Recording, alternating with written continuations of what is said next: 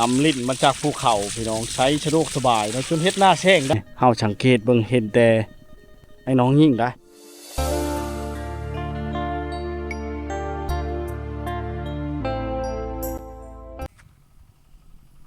การทักทายชาวบ้านดีเอฟซีทุกคนนะวิดีโอนี้เฮาก็มาอยู่ที่จุดสูบจิกทูบเช่นเก่าเช่นเคยนะทักทายในยามแรงๆนะมาตามติดวิถีชีวิตแล้วก็เก็บภาพบรรยากาศงามๆเนาะในชนบทมาให้พ่อแม่พี่น้องได้มาติดตามรับชมเนาะชนบทเขตนี้เขาเจ้าเฮ็ดหน้าแรงพี่น้องเฮ็ดหน้าแรงและหลายๆมองหลายๆบ่อนเนาะพี่น้องอยู่ไก่เขาเจ้าก็มาซอยได้มาซอยพี่น้องมาดำหน้าซอยโดยที่บริจางและหลักๆนั่นก็คือจะเป็นผู้หญิงเนาะไอ้น้องหญิงนะจะมาดำซอยกันเนาะเพราะว่าผู้ชายเขาจะไถคาดให้หลังจากแล้วก็เขาเจ้าไปเฮ็ดเวียกทำไมพี่น้องเฮ็ดเวียกทำไมได้เนาะนี่แหละพี่น้องเอ้ยแตกต่างกันได้ชนบทเขตนี้นี่ค่ำมาแล้วจะหนาวเนาะมื้อนี้ก็โอกาสดีมันแดดบางมื้อนี่จะมีหมอกควันเต็มมาเลยได้พี่น้องช่วงหลายตอนเช้านี่ช่วงหลายจะเกือบว่าคู่มือนะหมอกควันเต็มเลยนะทางมือใดมันสิแดดเนาะนั้นได้พี่น้องในภาพบรรยากาศเขตนี้เนาะอากาศเริ่มหนาวเย็นทันทีตกมา5 โมงแล้วอาบน้ำมาอยู่ได้รถทุกคนไปตก5 โมงอาบน้ำมาอยู่ได้แต่หมู่บ้านเขตนี้เป็นหมู่บ้านเล็กๆเขาเอิ้นว่าบ้านตะโลนะที่เมืองเซโปนแขวงชนเขตเนาะตามวิถีชีวิตครั้งนี้เขาเจ้าเริ่มแล้วพี่น้องทางนี้ก็เฮ็ดน้ำลิ้นคือกันนะต่อจากภูเขาเนาะได้พี่น้องเอ้ยต่อจากภูเขาได้นี่แหละคือบรรยากาศยามแรงๆภายในบ้านเขาเจ้าเนาะที่เมืองเซโปนใกล้ชายแดนลาวเวียดนามเนาะใกล้ชายแดนลาวเวียดนามได้พี่น้องเอ้ยเส้นทางนี้ไปฮอดประเทศเวียดนามเลยได้เส้นทางนี้เนาะภาษาเขตนี้ก็เป็นชนเผ่าไตรหรือเผ่าบลูนะเผ่าบลูจะเว้าบ่ค่อยเข้าใจภาษากันปานใดแต่เขาเข้าใจเฮานะแต่เฮาบ่จักเข้าใจเขาเวลาเขาเว้าภาษาเขาเจ้าหลายพี่น้องเอ้ยเนาะบรรยากาศในยามแรงๆชมวิวภูเขาที่งามๆเนาะหลายพี่น้องเอ้ยคักหลายๆนะ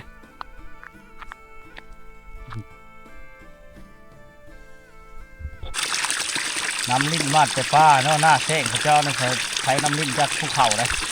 พี่น้องเนาะฤดูกาลคือเอ็ดหน้าแท่งเชี่ยวอยู่พี่น้องเลยยามแรงๆเขาก็เจ้ากำลังจะขึ้นเนาะขึ้นแล้วพี่น้องไปจะเห็นแต่ผู้หญิงเขาเจ้านะเป็นไอ้น้องยิ่งเขาเจ้าเนาะดำหน้าเนาะมัดกาเขาจะมัดน้อยหนึ่งท่านผู้ชมเนาะบ่ใหญ่เลยมัดบ่ใหญ่พี่น้องนี่น้อยนะโอ้ที่จะเป็นเขาเจ้ามาแต่ทางอื่นนะกาเลยเฮ็ดหน้าแซงหน้าแรงเนาะบรรยากาศในยามแรงๆเขาเจ้าขึ้นแล้วพี่น้องพอจะมาฮอดขึ้นแล้วโอ้เขาคว้าเขาเอาเสื้อกระมังกระชามท่านผู้ชมมาดำหน้าเลยเนาะขั้นหน้าเขาเจ้าน้อยๆนึงใกล้สิแล้วเลยดิบรรยากาศยามแรงๆพี่น้องโอ้นำลิ้นมาจากภูเขาเนาะเขาเจ้าต่อมาทั้งกินกันอยู่นี่บ่น้ำกินกันอยู่นี่บ่โอ้สะดวกสบายเลยเนาะไหลตลอด24 ชั่วโมงเฮ็ดหน้าแช่งก็ได้โอ้หลังจากขึ้นแต่ดำหน้าแล้วก็ล้างอยู่นี่เลยเนาะมาช่วยกันบ่4 คนนี่เพื่อยืนกงอยู่บ่ยานเขาเลยพี่น้องเนาะเขาเจ้าขึ้นมาแต่ดำหน้าแทรกนะแถวนี้เขาเอิ้นหน้าแรงบ่เขาเจ้าเอิ้นหน้าแรงเลยพี่น้องในบรรยากาศเนาะเต็มไปด้วยภูเขาท่านผู้ชมงามเลยวิวเขตนี้เนาะชนบทเขตนี้พี่น้องเลยทางนี้จะเป็นทางขึ้นองเห็นนะองเห็นอยู่ผู้เนินเขาผู้พี่น้องวักสูงเนาะวิวธรรมชาติงามหลายเลยพาขึ้นไปพุ่นเนาะ บางครั้งไฟมาอยู่แต่บ่มีสัญญาณเนาะหมู่บ้านแห่งนี้เนาะจะขึ้นอยู่เทิงพูนพี่น้องเทิงภูเขาบ่เนาะ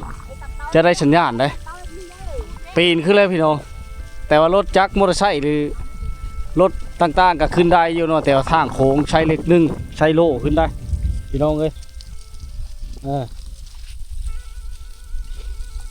เขาเจ้าจะอาบน้ำเมื่อเลยนี่หลังจากกันขึ้นมาแต่หน้าแซงเด้อพี่น้องเอ้ยเนาะบรรยากาศในย่ำแรงๆบนธรรมชาติอันผู้ชายนี่บ่ได้เฮ็ดซอยบ่มีแต่ผู้หญิงบ่ประเพณีบ้านที่เจ้านี่ได้มีแต่ผู้หญิงเนาะลูกกากับผู้หญิงเลยโอ้พี่น้องนี่เนาะนี่คือธรรมชาติบรรยากาศบนภูเขานะพวกทั้งนั้นโอ้ใส่ชุดวันเกิดเลยลูกเราขึ้นเฮิร์ดเลยพี่น้องพวกบ่ไกลๆเนาะกันแน่คือสิแน่บ่เห็นเนาะเนี่ยเรายังดำอยู่ผู้นั้นเจ้าของหน้าบ่ผู้ดำผู้เดียวนะดำผู้เดียวเจ้าของหน้าเนาะโอ้พี่น้องชุดเจ้าแล้วพี่น้องเลยคำชุดนี้แหละขึ้นเลยเนาะขึ้นเลยก็อาบน้ำเมื่อเลยห่านเริ่มหนาวมาเลยได้อากาศบานชิเจ้านี่เนาะหน้ากระแม่นเฮิร์นกระแม่นติดวิวภูเขาเลยพี่น้องธรรมชาตินี่เลยพี่น้องชนบทสะดวกสบายเลยพี่น้องเอ้ยเจ้ามาดำหน้าซอยเนาะพี่น้องเราดำผู้เดียวเลยดำที่ได้ชนบทเขตนี้จะดำแต่ผู้หญิงได้เห็นหน้าเลยผู้ชายคือจิเมนไทยคาดเดชาไทยคาดแล้วผู้ชายบ่ไทยคาดหน้าเนี่ยเจ้าเลยลูกกามาดำเอากามาได้กี่ไรนี่นะฮันบ่เคยเฉลี่ยเลยเด้ยังสองเฮอเนาะถึงเจ้าอยู่บ้านนี่บ่บ้านเจียงตูบโอ้ไกลบ่ไปแต่นี่นะบ่ไกลไกล10 ปลายกิโลเนาะโอ้ไกลเลย10 ปลายกิโลทางพันยากมีแต่มักหินตุลุตุตับอยู่โอ้ยอาบน้ำมาแต่พี่นั่งเลยเพิ่งฮอดพุ่นกันหนาวเป็นหนาวหน้าแซงเขตนี้ทุ่งบ่ใหญ่เลยพี่น้องมันเป็นหน้าคันไดเนาะหน้าโน่นเขาเจ้าจะดำในตีดผู้รถเข่าได้ถ้าว่าเอาขึ้นเนินเข่าชุงๆกับน้ำลิ้นจะไปบ่ถึงไปบ่ฮอดและท่อที่เขาเจ้าเอามาใส่นี่ก็เป็นท่อที่เขาเจ้าซื้อเองได้พี่น้องซื้อมาเองเนาะเขาเจ้าเฮ็ดหน้าแซงนี่ปีนึงก็มาแล้วปีนึงก็บ่ได้หลายชอบไปเลยได้พี่น้องเอ้ยได้จักชอบปีนึงนี่ได้10 ชอบคน10 ชอบบ้านนี้บ่ได้ยายพี่ยายน้องบ่เอามาพี่บ่นี่อะไรธรรมชาติยามแล้งนะเนาะเขาเจ้าขึ้นมาตั้งแต่ดำให้ดำหน้าแล้วดำหน้าเนาะดำหน้านะดำหน้าแรงเขตนี้เขาว่าพี่น้องเนาะเขาเจ้าจะไปอาบน้ำบ่อนั้นน้ำลิ้นตูนธาตุเนาะบ่อน้ำลิ้นตูนธาตุได้พี่น้องเอ้ยเนาะหลังจากนั้นแล้วก็พากันเมื่อพี่น้องมาซอยแต่บ้านเจียงตูพุ่นมาฮอดบ้านตะโรพี่น้องไก่เทิบได้จะพี่น้องกันมาซอยเฮือซอยแห้งได้เขตนี้ได้ต่างกันได้พี่น้องเอ้ยต่างกันกับแถวบ้านเฮาเนาะเดี๋ยวสิถามเบิ่งเขาว่าเขาจ้างหรือบ่เนาะหรือใดเนาะคือสิบ่ได้จ้างดอกพี่น้องเลยเนาะเขตนี่คือสิบ่ได้จ้างดอกพี่น้องเจ้าของหน้าเล่านี่จะดำฮ้อนมืดพุ่นเด้อพี่น้องเขตนี้จะแตกต่างกับเขตทางอื่นนอนจะบ่มีผู้ชายดำหน้าได้พี่น้องบางคนเขาก็ดำเนาะทีนี้บ่ดำพี่น้องมาซอยพี่น้องบ่หรือรับจ้างนี่พี่น้องคำแรงชำนี้ก็เมื่อแล้วพี่น้อง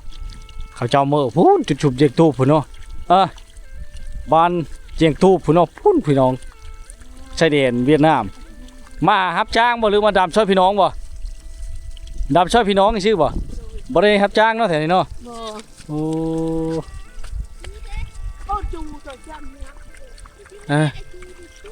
เมื่อแล้วชุดเหล้าเมื่อแล้วพี่น้องเลยย่างเมื่อเชลแล้วย่างเมื่อแล้วก็ขี่รถจักรมอเตอร์ไซค์ต่ออีกพี่น้องเลยนี่คือบรรยากาศในยามแรงๆนะเขตชนบทพี่น้อง ในฤดูกาลเขาเอ็ดหน้าแจ้งเนาะพี่น้องเนาะน้ำต้นธาตุทางได้พักมากินพร้อมบ่ โอ้ยเจ้ากูตาย นำลิ้นมาจากภูเขาพี่น้องใช้สะดวกสบายเนาะจนเฮ็ดหน้าแช่งได้สามารถเฮ็ดหน้าแช่งหน้าปีได้หมดนำนี้ย่ำพลมากระมาแบบนี้บ่นำนี่นะนำต้นธาตุนี่นะย่ำพลกระมาย่ำแรงนี่กระมาเนาะสะดวกสบายเนาะท่อนี่เจ้าชื่อเองเจ้าบ่ท่อมันนี่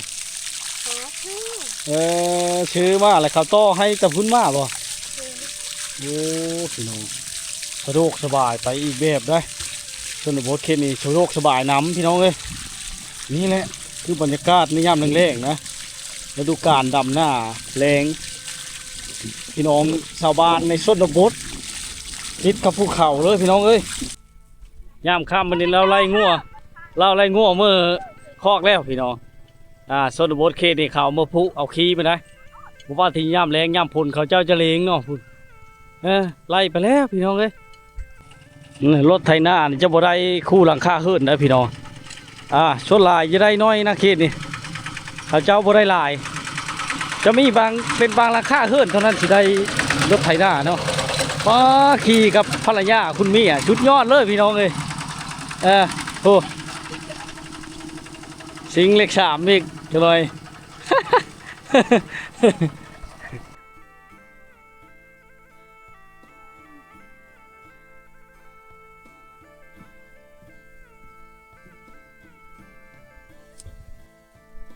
ชอมองอย่างไงมันถืออันปลาใหญ่บ่รู้นะ คือทางปลาใหญ่ของปลาน้อยเป็นไง มันมีขี้หินเนาะโอ้มอง4 เส้นเลย3 เส้นครึ่ง4 เส้นเนาะเห็นบ่3 เส้น4 เส้นมานี่บ่ไปหาแต่ละมื้อกะพอได้กินอยู่บ่พอได้บ่ป่าพอได้กินอยู่โอ้มองเราหาดหมดท่านผู้ชมบ่แม่นมาเอ็ดบ่เน่มากับเฮาบ่เดียวพี่น้องเอ้ยอันนี้คือสายแม่น้ำเชบังเฮียงได้พี่น้องติดกับบ้านทะลุเนาะเขตนี้เขาเจ้าก็มาหาตึกเฮเซโมงไหนตึกเฮเซโมงพอได้อยู่ได้กินพี่น้องเอ้ยบางคนก็พอได้แต่แถวนี้เขามื้อนี้บ่เห็นเขาเจ้าใช้นะนั่นก็คือสิยาแหละพี่น้องลาวคือสิยาใช้เลยนะเนาะโหคือสิยาใช้แล้วพี่น้องเขาจะดึกมาก้อนหินเนาะปุ้มปั๊มใช่ไหมนี่ลาวกำลังมาแต่หน้านี่พี่น้องมาแต่ให้เนาะแถวนี้มีแต่ให้พี่น้องหน้ากะเรียบตามแคมป์ซี่หรือวันยูโน่นได้หน้าเขาเจ้าได้บรรยากาศธรรมชาติบรรยากาศก็เย็นเนาะธรรมชาติก็งามบู๊ป่าลอยเชี่ยวๆอยู่พี่น้องเราข้ามน้ำผมว่าแห้งๆหนึ่งพี่น้องเลย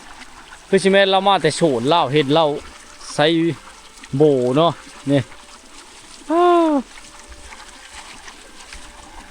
จูชวนบ่ไปฮดพักเนาะบ่มีฝาก บ่มีช้ำน้อยบ่ทันได้พักยังน้อยแล้วว่ะพี่น้องเลยเรามาแต่ปูนผ่านแล้วเนาะโอ้แถวนี้ก็มีบ่พักกูดแถวเลาะตามแคมป์ผ้ามีบ่บ่มีต้องพุ่นทั้งพุ่นมีเนาะพักกูดได้มีก็มันบ่หลายเขตนี่เนาะโอ้มาพี่เราจังได้ถือเลยพี่น้องเนาะจะนำเข้าเนี่ยนำทางคอนคือฮะนำคอนว่างนั่นไปแล้วมีเนาะว่างวิทย์เฮิร์นเข้าไปเนาะโอ้พบเจอหลายไหมเท่า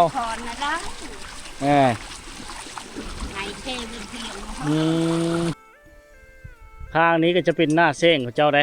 ข้างทั้งชีบางเฮงนี่ครับพี่น้องต่อภายในหน้าเส้งเขาเจ้าจะย่าวเยียดไปปูนเนาะหลังที่พี่น้องค่อยเห็นนั่นแหละได้ธรรมชาติที่นี่งามพี่น้องผู้พาป้าดงเนาะภูเขาออมหอบเลยออมล้อม เต็มไปด้วยภูเขาเลยพี่น้องเลยนะเห็นไหมเราอาบน้ำเมื่อแล้วนะงามลีพี่น้องเลยก็ดีมุกดีใจได้มาเที่ยวมาชมเนาะบรรยากาศในยามแรงๆที่หมู่บ้านแห่งนี้นะได้พี่น้องเลยหมู่บ้านกับเจ้าเนี่ยเป็นเฮิร์นห้างๆพี่น้องเป็นเฮิร์นห้างๆได้หลังคาเฮิร์นนี่ห้างกันได้เนาะบ้านข้าเจ้ากับคุ้มนี่ก็ชีวิตได้ชิบปลายราคาเฮิร์นโบราณไปเลยได้พี่น้องทุกคนเลย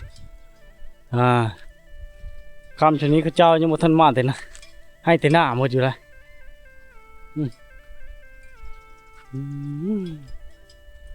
เนาะไปเท่านี้เรามาไล่เอาเบบ่บ้านชวนเลย Näin larmo en tiedä homma. เ Teki näin. Teki näin. ตะดังมีหูเปลือ หูเปลือได้เนี่ยพี่น้องเลยเนาะนี่เทศชิปปลายหลังคาหนึ่งเขตนี่เขาเฮ็ดหน้าแซงหลายเลยประมาณหนึ่งนี่เลย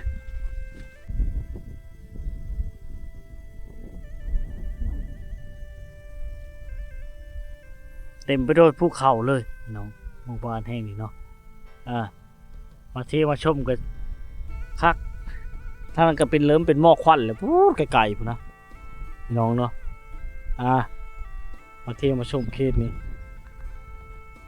คักหลายพี่น้องบรรยากาศเริ่มหนาวๆเย็นลงได้คำมาเลยเนาะต่างเลยได้สภาพอากาศนี่พี่น้องเอ้ย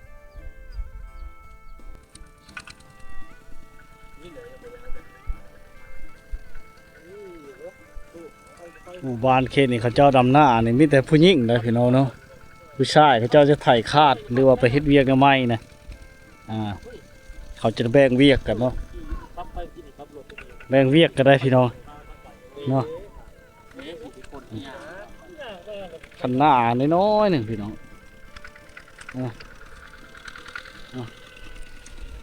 โอ้ดำไว้ดีเนาะผู้ชายเนาะดำหน้านะโอ้สาวน้อยก็ดำแรกคนกล้าบ่เนี่ยครับแรกคนกล้าเนี่ยพี่น้องเอ้ยโอ้ตรงนี้ก็สิเป็นให้หน้าได้นี่เนาะกำลังเช้าเนาะ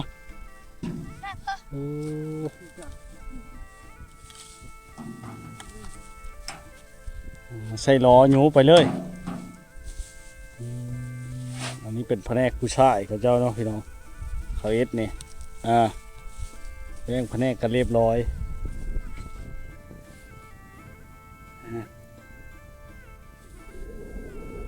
มันเป็นโน่นตัวนี้ก็เลยเฮ็ดน้ำล่างมูเนาะ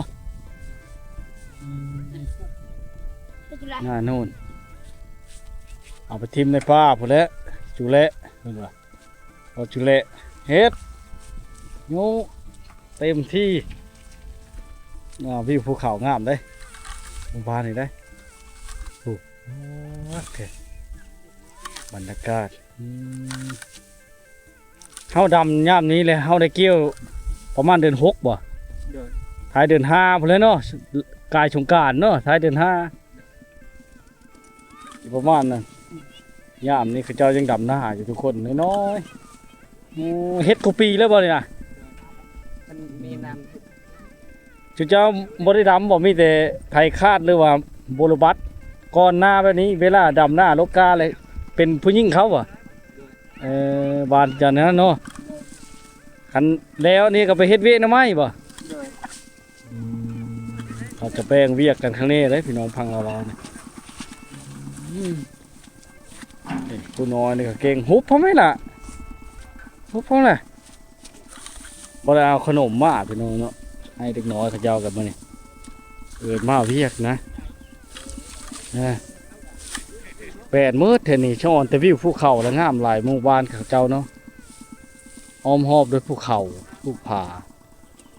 ที่เกิดขึ้นจากธรรมชาตินะ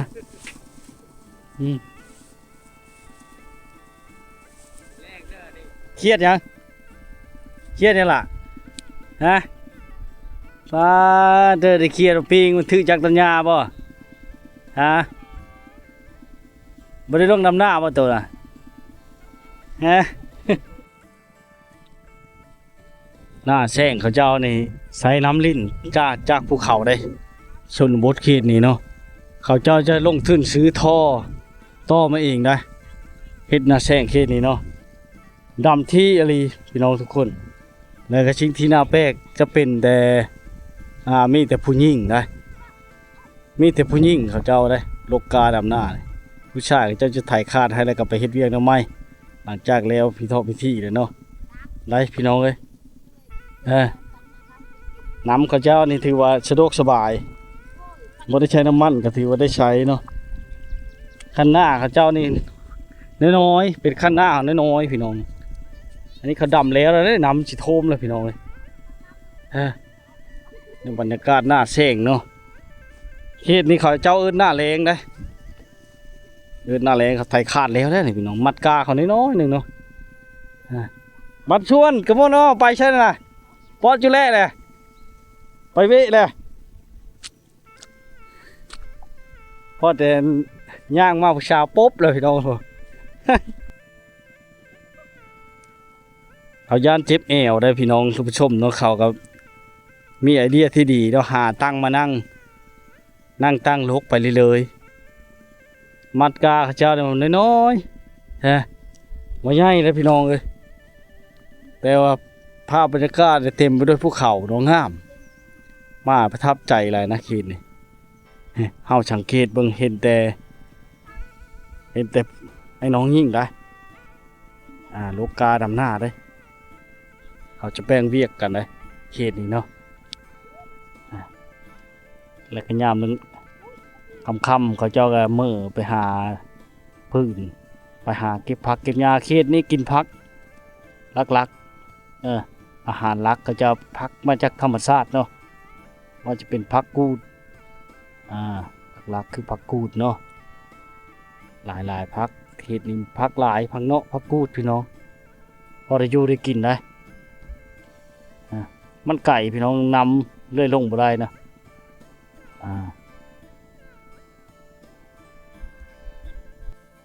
นี่วางนี่เขาเจ้าดำก้อนเลยพี่น้องเขตนี้เขาดำมาได้ดำจากธรรมชาติล้วนๆดำจากธรรมชาติล้วนๆเนาะคือสิบ่ได้ใส่ปุ๋ยเบิ่งกาเขาเจ้านี่บ่งามปานเลยเนาะบ่งามปานใดได้พี่น้องเอ้ยแต่หลายคนเนาะหน้าเจ้าเดียวบ่หรือมาช่วยกันบ่หลายคนเนี่ยมาช่วยกันบ่มาช่วยกันเนาะเข้ากับปั่นกันบ่บัดได้เข้ากับปั่นกันบ่ปั่นกันคือกันนักช่วยกันห้ามยาบช่วยกันดึงนะพี่น้องกันเขาเจ้าจะมาซอยเดียวหลายคนพี่น้องมันจังแล้วไหวเนาะแถวนี้เขาเฮ็ดหน้าดำพี่น้องบ่ได้เฮ็ดหน้าว่านแล้วเขาเจ้าจะเฮ็ดโหดีได้ยันแบหรืองัวนะยันชัดเลี้ยงอย่างต่างๆเข้าไปกินข้าวกินกาเขาเจ้าเนาะเขาเฮ็ดหัวดีมาดีนี่น้องแล้วทางนอกพอดีไอ้พี่น้องเอ้ยมันชวนกันบ่เนาะทำหน้าลงแต่เช้าบ่เช้าหุ่นเอาป่ะผู้บ่าวดำหน้าช่วยเลยเอาป่ะ เราจะเข้าใจไปเลยนะพี่น้องโอ้ดำแต่สองคนนี่เนาะมีสองยังดีกว่าหนึ่งชื่อในเลิกผู้สาวนี่ป่ะชื่อเลิกผู้สาวสาวผมมีชื่อซ้ำ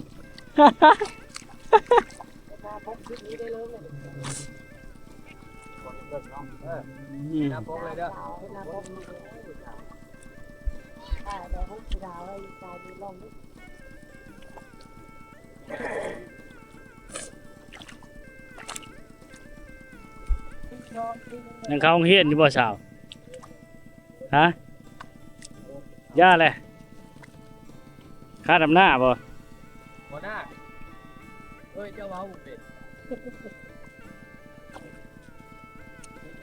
อ๋อลึกแล้วกระบวนอ๋อนี่เนาะ มันต้องยาวไปว่าปุ๊บ หน้าทองบักใหญ่เลยเนาะ นี่หน้า วิธีชาวบ้านเขาเจ้าเฮ็ดหน้าแซงนะมีผู้สาว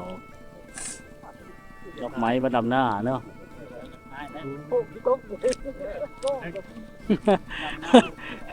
จะให้ทึกกี่ตมกับเจ้าพี่น้องเอ้ย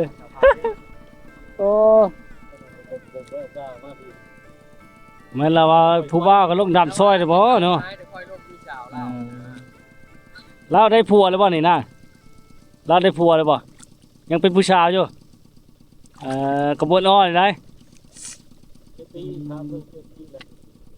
ก็ลายเดิม